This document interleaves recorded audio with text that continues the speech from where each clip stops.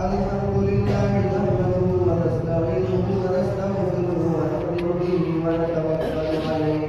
ونعوذ بالله من شرور أنفسنا ومن سيئات أعمالنا من يهده الله فلا مضل له ومن يضلل فلا هادي له ونشهد أن سيدنا وسندنا ومولانا محمدا عبده ورسوله أما بعد فأعوذ بالله من الشيطان الرجيم بسم الله الرحمن الرحيم ألف لام ميم ذلك الكتاب لا ريب فيه هدى للمتقين الذين يؤمنون بالغيب ويقيمون الصلاة ومما رزقناهم ينفقون والذين يؤمنون بما أنزل إليك وما أنزل من قبلك وبالآخرة هم يوقنون أولئك على هدى من ربهم وأولئك هم المفلحون بارك الله لنا ولكم في القرآن العظيم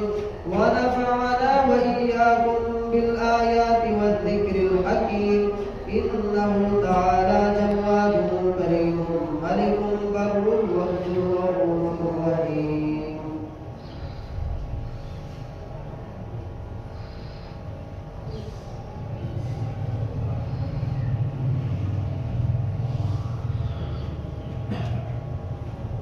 الحمد لله اللهم لك الحمد أنت قيم السماوات والأرض ومن فيهن ولك الحمد أنت جبار السماوات والأرض ومن فيهن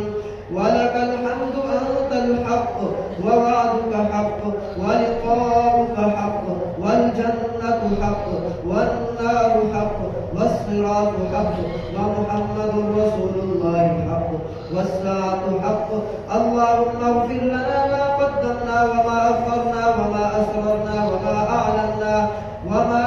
أنت أعلم به منا أنت المقدم وأنت المؤخر لا إله إلا أنت ولا إله غيرك أما بعد فأعوذ بالله من الشيطان الرجيم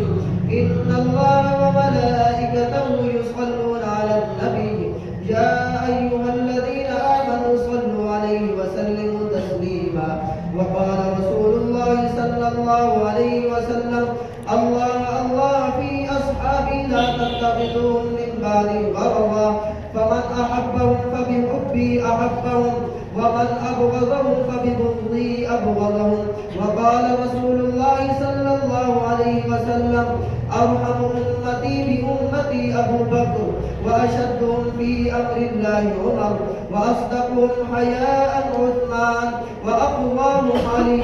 وفاطمة سيدة نساء أهل الجنة وحمزة أسد الله وأسد رسوله رضوان الله تعالى عليهم أجمعين إن الله يأمر بالعدل والإحسان وإيتاء ذي القربى وينهى عن الفحشاء والمنكر والبغي يعظكم لعلكم